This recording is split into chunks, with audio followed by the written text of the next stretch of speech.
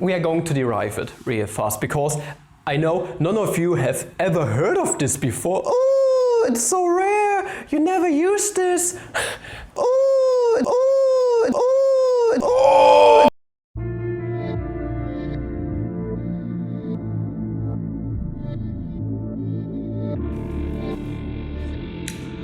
Good morning, fellow mathematicians, welcome back to another video. We are here at Math Snacks once again, the only show on the internet that pretends to be something new and fresh, but is still the shitty old format you are used to all the time on this channel.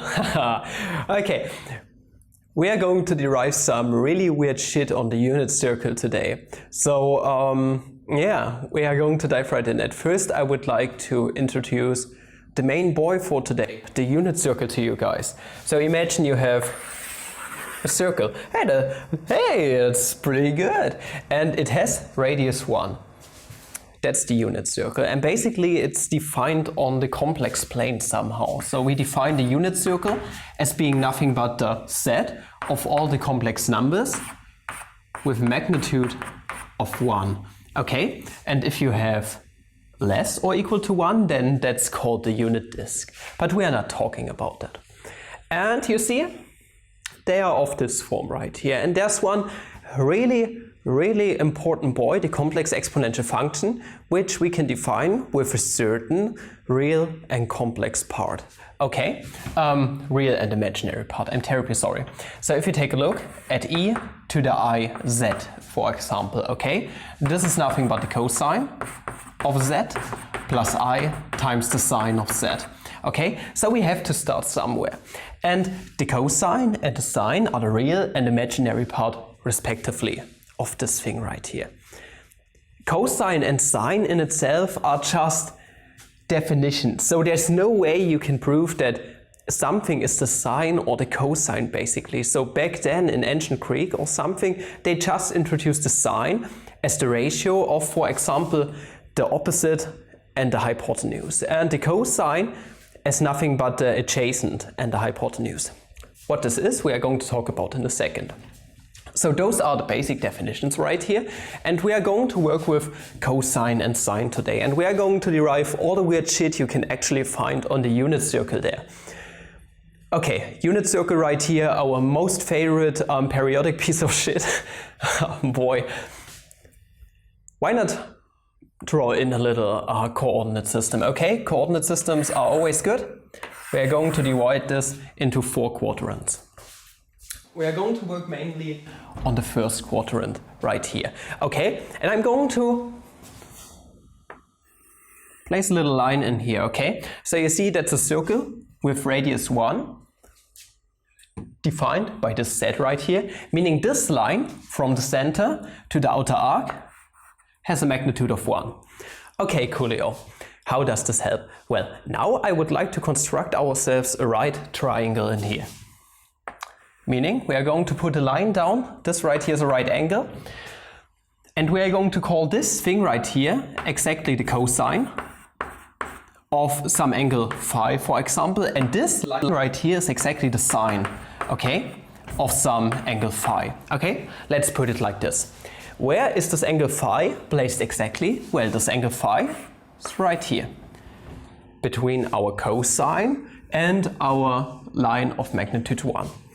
Like I said before, we are going to define the cosine in general as nothing but the ratio of the adjacent. So that means this is the line close to the angle and the hypotenuse, meaning our cosine overall is nothing but, okay, something over 1. What is going to be up here? Well, we have defined ourselves a little coordinate system. Let's call this the x-coordinate and this the y-coordinate. Meaning, up here, our line with magnitude 1 is a complex number, meaning it has some x and y coordinate. This up here is our x-coordinate, meaning our cosine has exactly a length of x. So the length of this line of our adjacent is nothing but x. And like I said, this is nothing but adjacent over hypotenuse. We can do the same thing for our sine. So the line right here has a height of y. Okay, so our sine is nothing but the ratio of y over 1. opposite over hypotenuse. So far so good. So we have introduced a few definitions right here, and now we can actually continue. For this next part, for this whole video, we need a very important theorem called Papa Pythagoras, the Pythagorean theorem.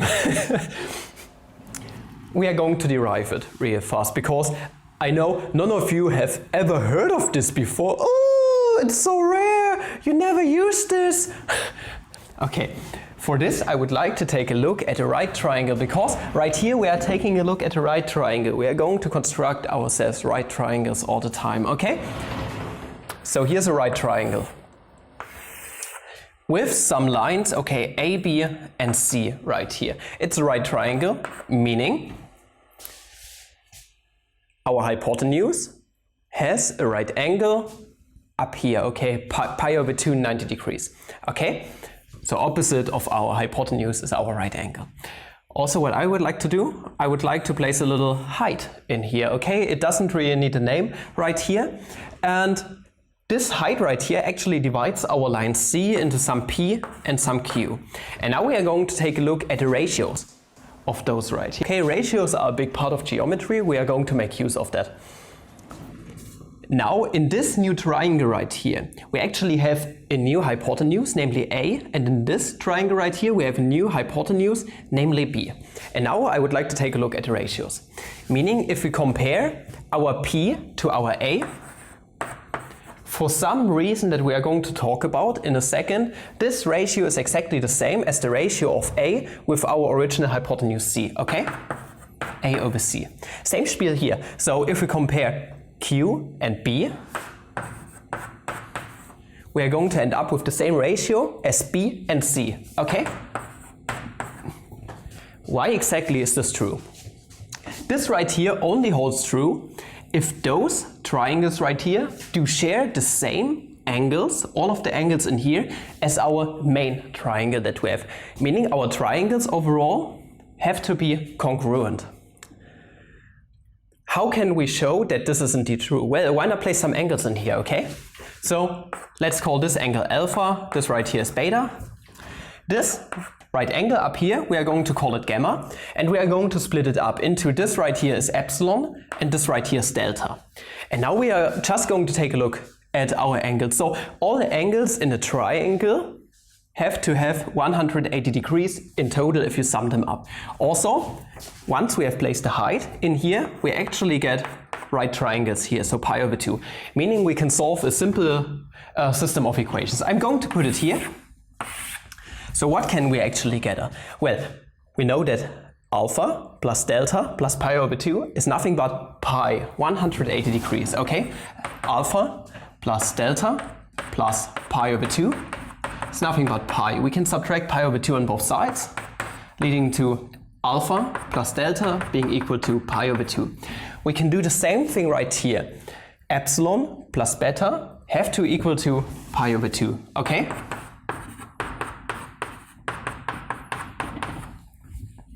How does this help? Well, we have one cool, really nice relationship. We know that our gamma right here is overall just pi over 2.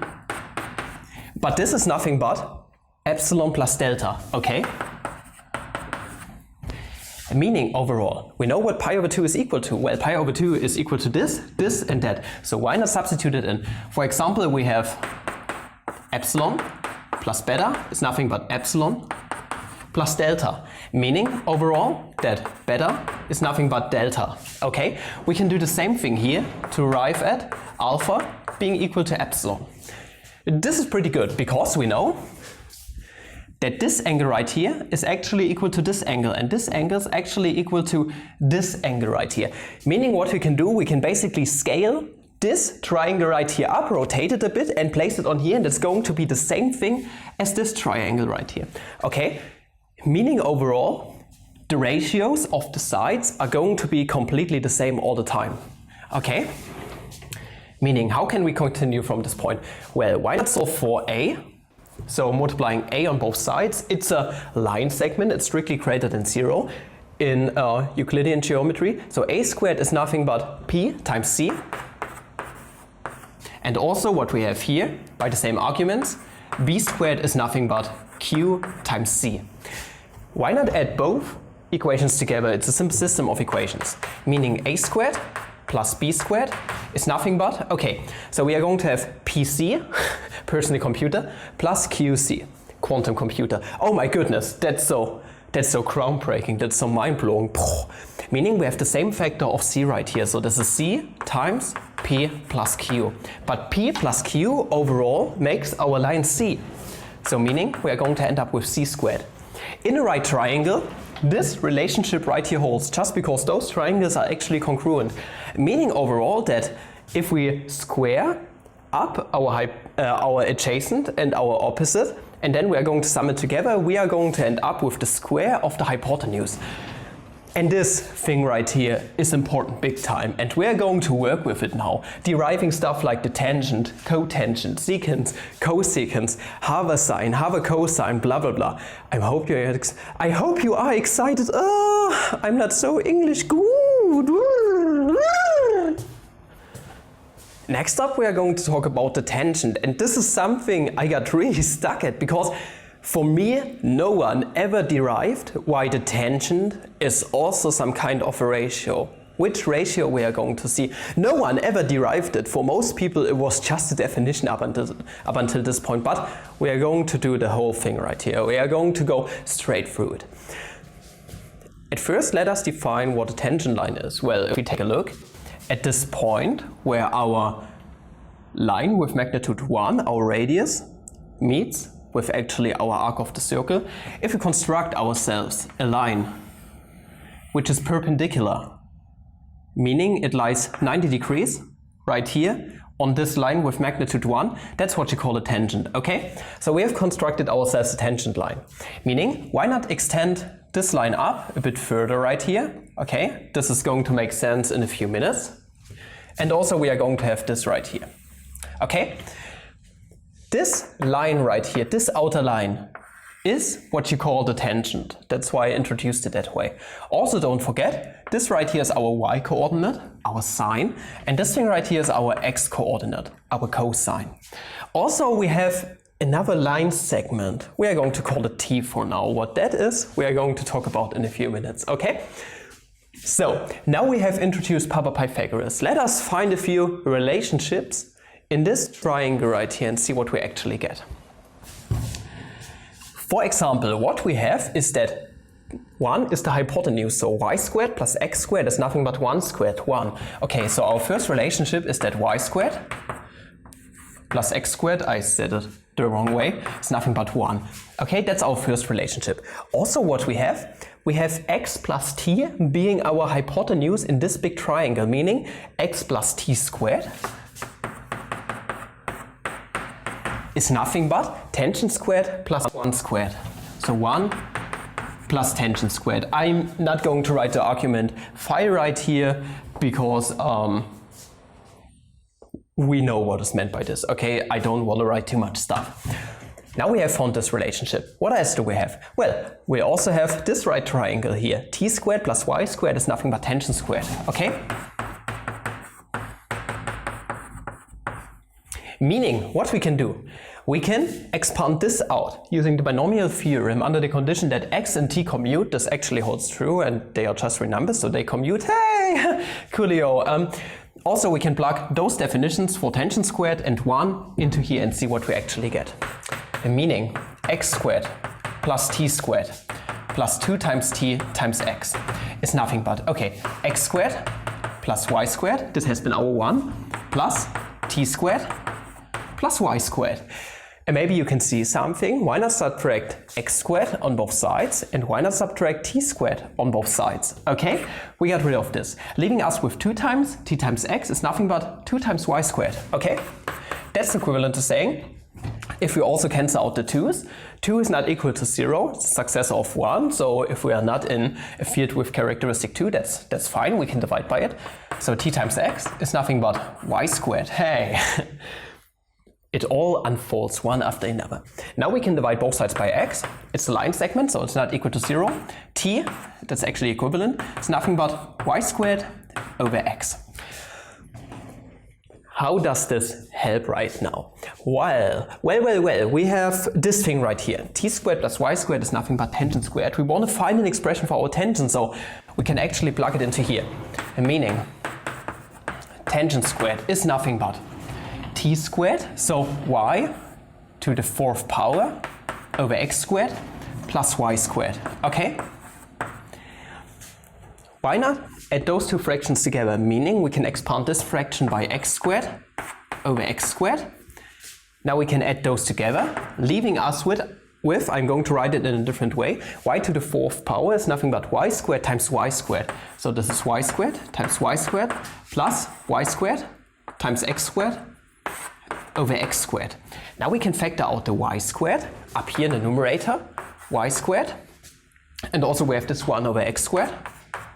It's nothing but y squared plus x squared.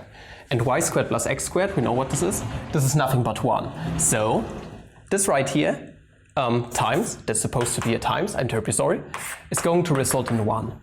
Meaning overall that our tangent squared is nothing but y squared over x squared. And we are just dealing with the first quadrant right now, meaning if we take the square root on both sides, it's going to result basically in the absolute value of the tangent is nothing but the absolute value of y over x, but we are in the first quadrant, everything is strictly positive. So we can conclude something that holds in all triangles, in all right triangles, that, I'm going to put it here, my boys and girls, tangent is nothing but y over x. Meaning overall, this is nothing but the sine over the cosine, but we know what sine over cosine is. This is nothing but, okay, opposite over hypotenuse over adjacent over hypotenuse. 1 over the hypotenuse is going to cancel out, leaving us with opposite over adjacent in every and each right triangle. So isn't that pretty cool? So we have derived the tangent kind of rigorously, I would say. So that's something pretty cool we have found out here.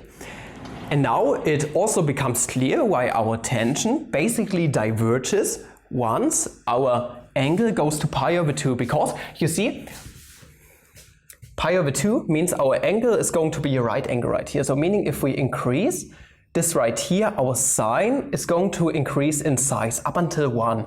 Okay, but also our cosine is going to be 0. It's going to go closer and closer to our 0 point right here, and we would actually divide by 0 right here. Also our tangent line gets bigger and bigger, longer and longer, the more we get to this point. And at some point it's just going to be a straight line. So those two lines would be parallel, you could say, and that's why it's going to diverge. So our length of the tangent is going to go to infinity. This has been our tangent. How can we continue? So there are even more things, so there are way more things that we can do right here. For example, we can take a look at a little brother of the tangent, the cotangent. The cotangent in itself is nothing but this line segment right here.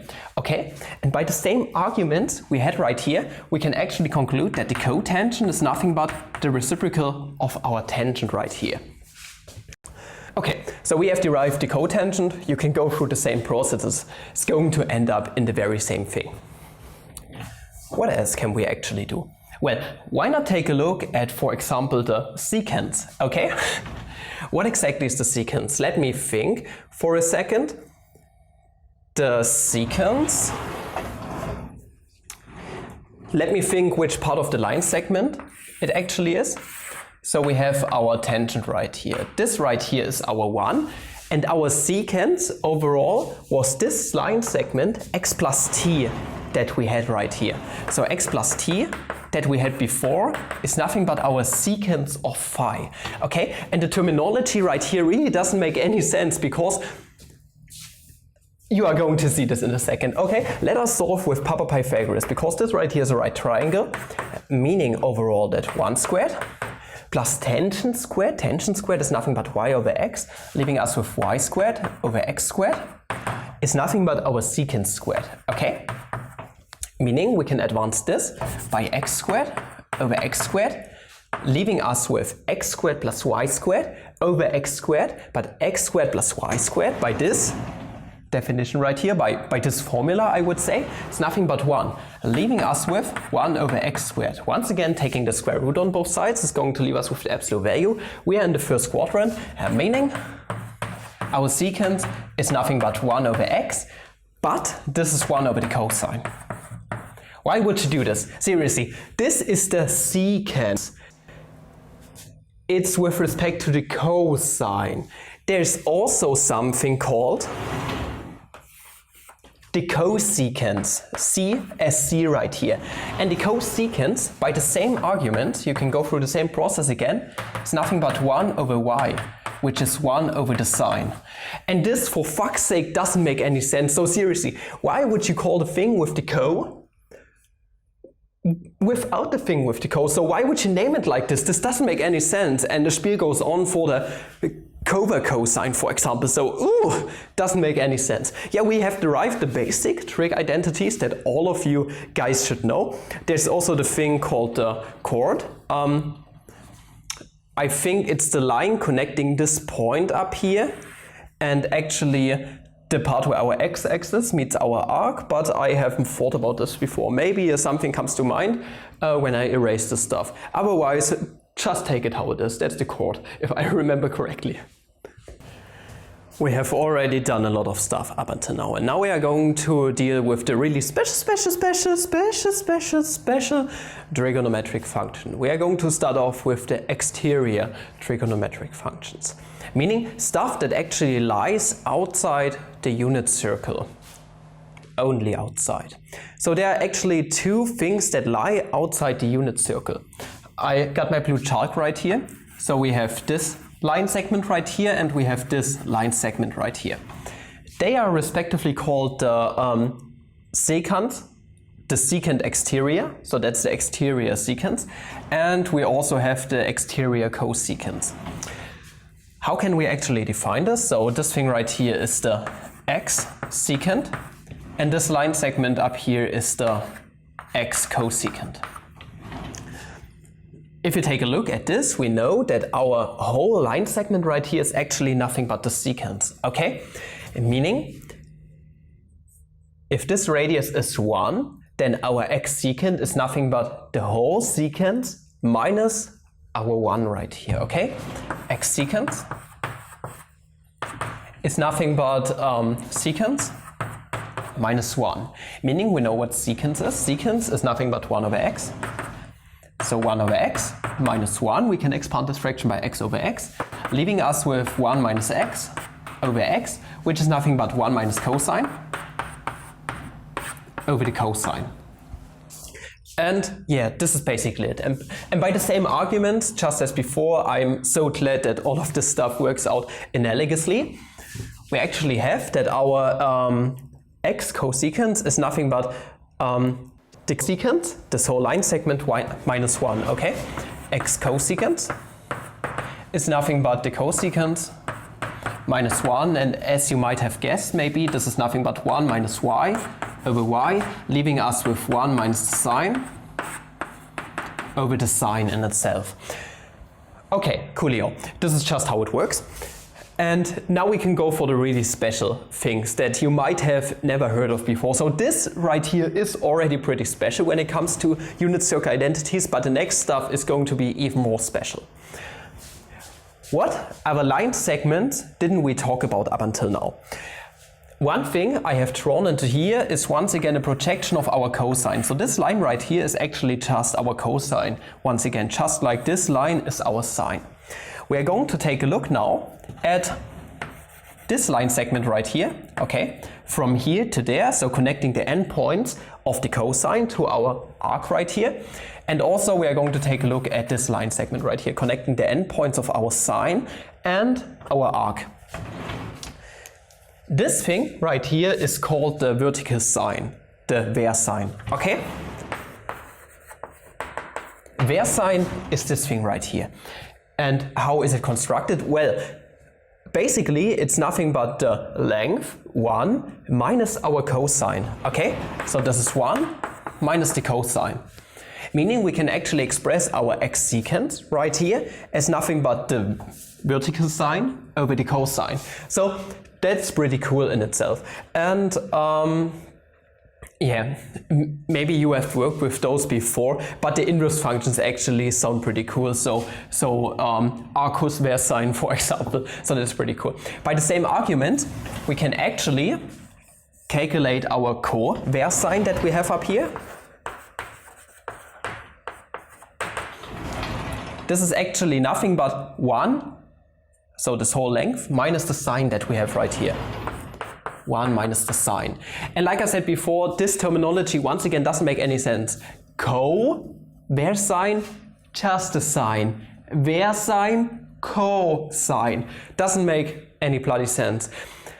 And the vertical sine, the terminology for this thing is only just because, so if we turn this around, this right here is the sine. So if we rotate this by pi over 2, we actually get our sine right here, and our vertical sine actually lies vertical on our sine. Okay, and this here is just the co part. This lies vertical on our cosine that we have. Okay, so up here it does make more sense. This is our cosine and it lies vertical on our cosine. So this is where those names come from, if I remember correctly. And there are even more. Now we are going to take a look at something that doesn't make too much sense to me, why you would use that, but it's something that does exist. I can't really draw it into here, so we are going to take a look at the cosine. Okay, and this thing is defined as 1 plus the cosine actually. Okay, so this is in here just this line segment, so 1 plus the cosine. So in this sketch it actually is this line segment right here. So if you know more about this, please leave in the comments. It's just something that exists. So people might have found uses for this identity. I didn't, but here it is. That's the cosine. And also there's the little brother, the cosine. And this is nothing but, well, you might have guessed, 1 plus the sine. And you can't really find this right here in any of the other identities, so it's just something that's there. I just wanted to talk about it too. Now we are going to come to navigation. Galileo Galilei, if I remember correctly, actually did a lot of stuff on navigation, and he also constructed the havercosine formula and other stuff. What's the havercosine? Well, basically it's just the half value of all the really special trig functions that you have here. For example, if we have the havercosine, half, haver, maybe that's where the name comes from. Havercosine is nothing but, well, we have 1 minus the cosine over 2 times the cosine. Okay, so overall this is nothing but no, that's the exsecant, I'm terribly sorry. We have 1 minus cosine over 2. So this is basically nothing but the versine. And you can go on with this list. So what we also have is the havercosine, which is nothing but 1 minus the sine over 2. Also we have the we have the havercosine and all the other ones. I can't remember the terminology at the moment, and I don't have my notes with me. So that's already a lot of stuff right here. You can find more stuff on Wikipedia. So you can take yourself the half values right here. So there's actually no half value of the exsecant.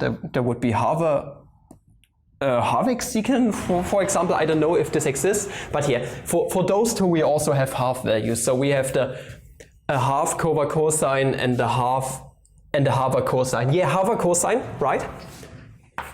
We have the havercosine. Now it comes to my mind once again. I'm terribly sorry. Which is nothing but 1 plus cosine over 2, and we have the havercosine, which is nothing but 1 plus sine over 2. I'm terribly sorry for this little blackout. It's so much stuff to remember in one video. I'm really terribly sorry. But yeah, you see, that's a lot of weird shit. And if you define yourself the inverse special trig identities, you are going to have the arcos havercosine. that sounds absolutely ridiculous, but they are really easy to calculate, and even taking the integrals of those is really easy. But the main point of my video was to derive those bad boys right here. All we have on the main blackboard and the other one are just complementary. And I hope you did enjoy this, once again, way too long math snack. If you did enjoy this video, please like and subscribe. Recommend channel flag. If you want to support channel a bit more, buy those t-shirts I created, or support channel on Patreon, or click on the squirrel requests I post from time to time. And up until the next video, have a periodic piece of shit day. See ya.